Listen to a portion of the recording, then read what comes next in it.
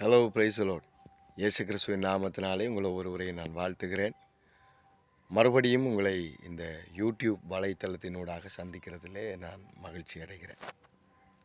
சமீப காலமாக என்னுடைய இருதயத்திலே ஒரு வசனம், ஒரு வார்த்தை மறுபடியும் வந்து கொண்டே இருந்தது.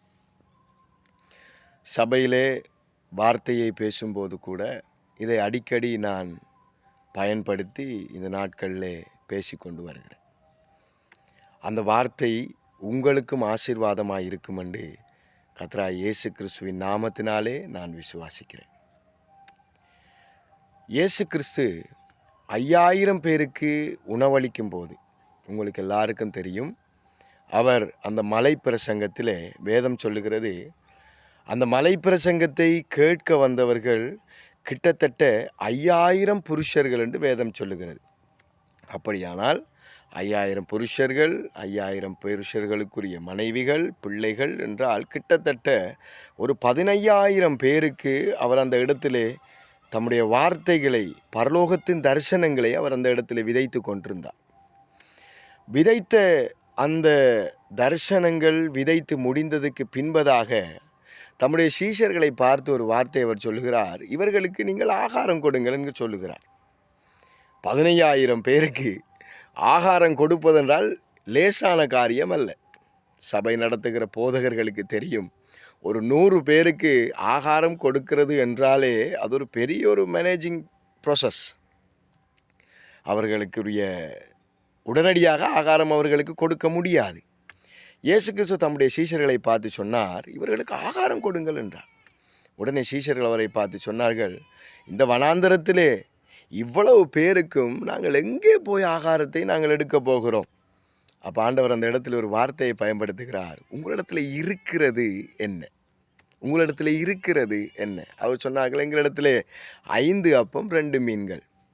சொன்னார், அதை என்னிடத்திலே கொண்டு வாருங்கள் என்றார். அவர் பிதாவை நோக்கி பார்த்து ஜெபித்து அதை ஆசீர்வதித்து அந்த 5000 புருஷர்களுக்கும் அந்த இடத்திலே வார்த்தையை கேட்க வந்த அனைவருக்கும் அவர் அந்த அப்பத்தையும் மீனையும் ஆசீர்வதித்து பகிர்ந்து கொடுத்தார். எனக்கு பிரியமானவர்களே, இந்த காலை வேளையிலும் கர்த்தர் நம்மளோடு பேசட்டும். இன்றைக்கு நாங்கள் சில நேரம் இல்லாத ஒன்றை குறித்து சிந்தித்து கொண்டிருக்கிறோம், இல்லாத ஒரு காரியத்தை குறித்து கவலைப்பட்டு கொண்டிருக்கிறோம். ஆனால் ஆண்டவர் உங்களையும் என்னையும் பார்த்து கேட்கிற ஒரு காரியம் என்ன தெரியுமா? உங்களிடத்திலே இருக்கிறது என்ன?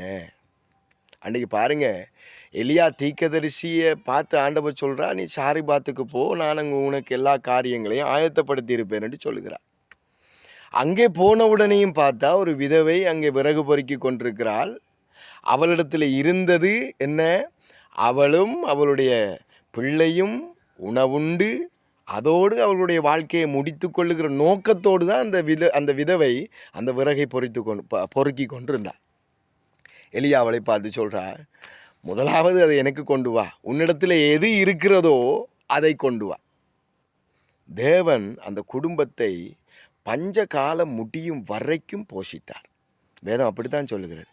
பஞ்ச காலம் முடியும் வரைக்கும் அந்த குடும்பத்திலே அப்பமும் குறையவில்லையாம், மன்னிக்கவும், மாவும் குறையவில்லையாம், எண்ணெயும் குறையவில்லையாம். அவர்கள் ஆசீர்வாதமாக இன்றைக்கு ஆண்டவர் நம்மளோடு பேசட்டும். நன்றாக யோசித்து பாருங்கள். சில நேரம் எங்களிடத்திலே ஒரு கொஞ்சம் விசுவாசிகள் தான் இருக்கலாம். சில நேரம் எங்களிடத்திலே ஒரு சின்ன நிலப்பகுதி தான் இருக்கலாம். கர்த்தர் இன்றைக்கு நம்மளை பார்த்து சொல்லுகிறார், அந்த இருக்கிறதை கொண்டு நாங்கள் தேவனுக்கண்டு, அவருடைய ராஜ்யத்துக்கண்டு நாங்கள் விதைக்க வேண்டும். நம்மளிடத்தில் இருக்கிறது என்ன? அதைத்தான் ஆண்டவர் எதிர்பார்க்கிறார். ஒரு சின்ன நிலப்பரப்பு தான் எங்களுக்கு இருக்கிறதா? அந்த இடத்திலே உங்களுடைய ஊழியத்தை ஆரம்பியுங்கள்.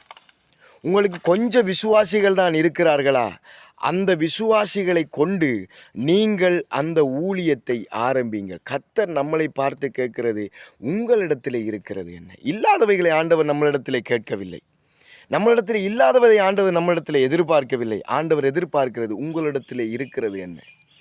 பெரிதாய் நாங்கள் சாதிக்க வேண்டும், பெரிதாய் செய்ய வேண்டும். அது நல்லது தான்.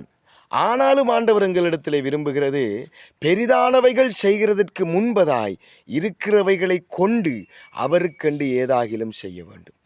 இன்றைக்கு நம்மளோட ஆண்டவர் பேசுவாராக. நம்மளிடத்தில் என்ன இருக்கிறது? ஒரு சின்ன காரியம்தான், ஒரு சின்ன சபை தான், ஒரு சின்ன சவுண்ட் சிஸ்டம் தான், கொஞ்சம் விசுவாசிகள் தான்.